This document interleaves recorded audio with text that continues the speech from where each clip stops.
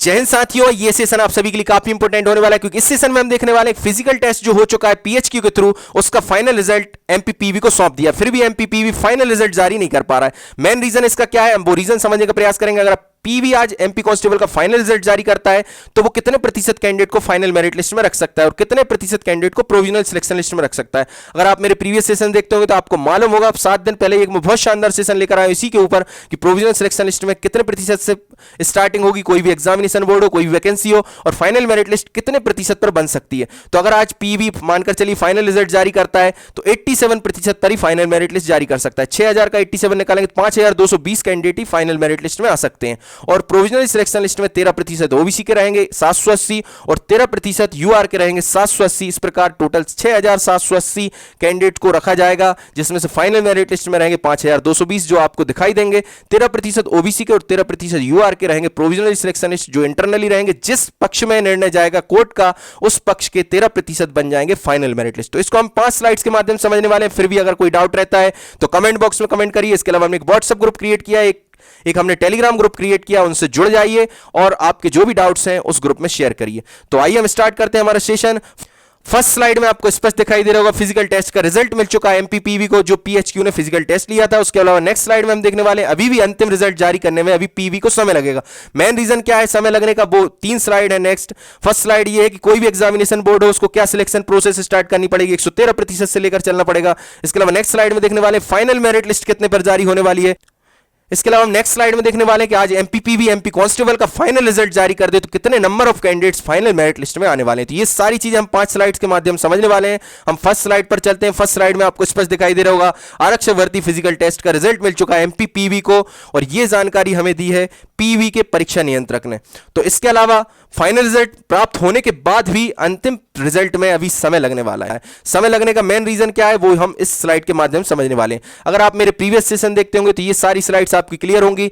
कोई भी examination board हो एमपी के अंदर, एमपीपीएससी हो, एमपीपीवी हो, एमपी ऑनलाइन, किसी भी एग्जामिनेशन बोर्ड की कोई वैकेंसी हो, उसका सिलेक्शन प्रोसेस स्टार्ट होने वाला है 113% सीट्स के साथ। जितनी भी सीट है मानकर चलिए 100 सीट है तो उसको 113% मानकर चलना पड़ेगा आज की कंडीशन में, जिसमें 87% रहेंगे फाइनल सिलेक्शन लिस्ट। शुरू से ही स्टार्टिंग से 87 फाइनल सिलेक्शन रहेंगे जो निर्विवादित सीट है। उसके अलावा 13% जो विवादित सीट है वो ओबीसी के प्रोविजनल सिलेक्शन लिस्ट में रहेंगे 13% कैंडिडेट, और 13% कैंडिडेट रहेंगे यूआर के प्रोविजनल सिलेक्शन लिस्ट में। हाई कोर्ट के अंदर, सुप्रीम कोर्ट के अंदर जितने भी याचिकाएं हैं वो सारी जब क्लियर हो जाएंगी, जिस पक्ष में होंगी, जैसे मानकर चलिए ओबीसी के पक्ष में निर्णय आता है तो ये ओबीसी के जो 13% प्रोविजनल सिलेक्टेड कैंडिडेट हैं वो बन जाएंगे फाइनल मेरिट लिस्ट में चले जाएंगे, फाइनल मेरिट लिस्ट में कन्वर्ट हो जाएंगे। अगर ओबीसी के विपक्ष में आता है तो ये 13% यूआर के जो कैंडिडेट हैं जो प्रोविजनली सिलेक्शन लिस्ट में वो चले जाएंगे फाइनल मेरिट लिस्ट में। इस प्रकार ये प्रोविजनली सिलेक्शन लिस्ट से इनकी कन्वर्ट हो जाएगी final merit list.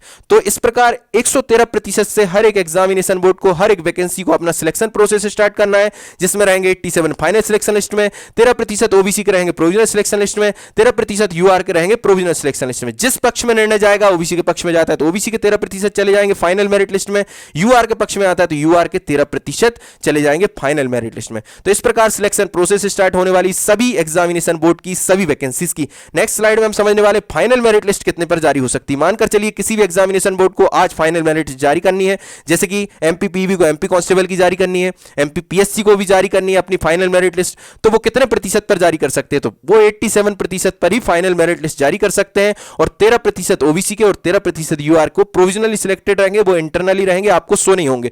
Final merit list आपको दिखने वाली 87% पर, जिसमें 87% जो कैंडिडेट शुरू से ही फाइनल सिलेक्शन लिस्ट में थे, जो निर्विवादित सीट थी, वही फाइनल मेरिट लिस्ट में कन्वर्ट हो जाएगी।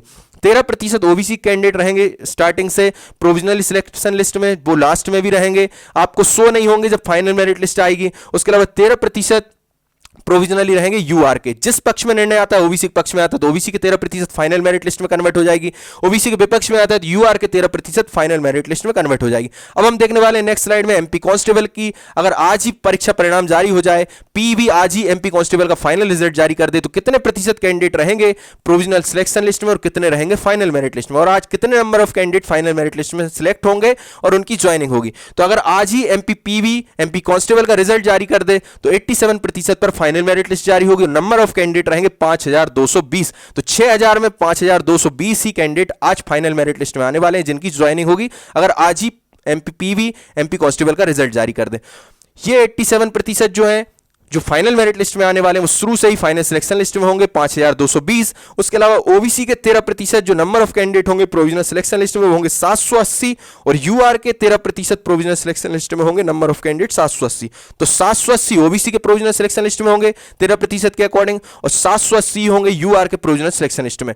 जब फाइनल डिसीजन जो भी आएगा ओबीसी के पक्ष में आएगा तो ओबीसी के 780 चले जाएंगे फाइनल मेरिट लिस्ट में, यानी कि प्रोविजनल सिलेक्शन लिस्ट में फाइनल मेरिट लिस्ट में कन्वर्ट हो जाएंगे ये 13% ओबीसी के, अगर ओबीसी के पक्ष में आता है। यूआर के पक्ष में आता है तो यूआर के जो 780 हैं वो फाइनल मेरिट लिस्ट में कन्वर्ट हो जाएंगे प्रोविजनल सिलेक्शन लिस्ट। तो इस प्रकार 113% से सिलेक्शन प्रोसेस स्टार्ट होना है। अगर आज ही परीक्षा परिणाम जारी करना हो किसी को, तो जैसे एमपीपीवी को एमपी कांस्टेबल का जारी करना हो तो 5220 कैंडिडेट ही फाइनल मेरिट लिस्ट में आने वाले हैं।